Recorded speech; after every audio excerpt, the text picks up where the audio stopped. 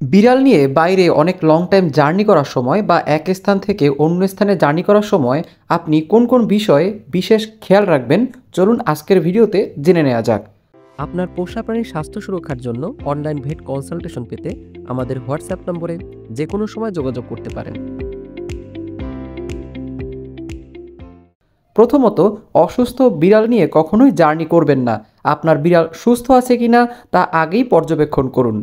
দ্বিতীয়ত, বিড়ালের প্রয়োজনীয় কাগজপত্র এবং তার প্রয়োজনীয় খেলনা বা খাদ্য সামগ্রী সাথে রাখুন।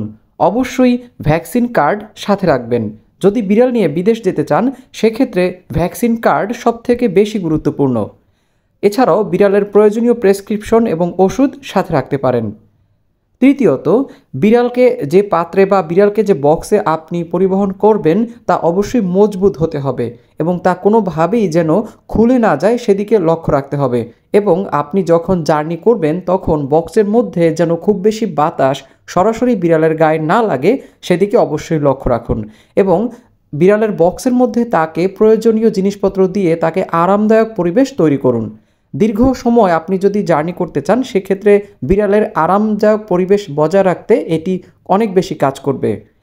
চতুর্থত, আপনি যখন এক স্থান থেকে অন্য স্থানে অনেক বেশি দূরে জার্নি করবেন, সেক্ষেত্রে আপনি আপনার বিড়ালের গলার বেল্টে আপনার নম্বর বা ওর নাম আপনি ট্যাগ করে রাখতে পারেন। এক্ষেত্রে যদি কখনো হারিয়ে যায়, সেক্ষেত্রে এই নম্বর আপনার নম্বর অথবা ও ট্যাগের মাধ্যমে আপনাকে কেউ ওকে ফিরিয়ে দিতে পারবে।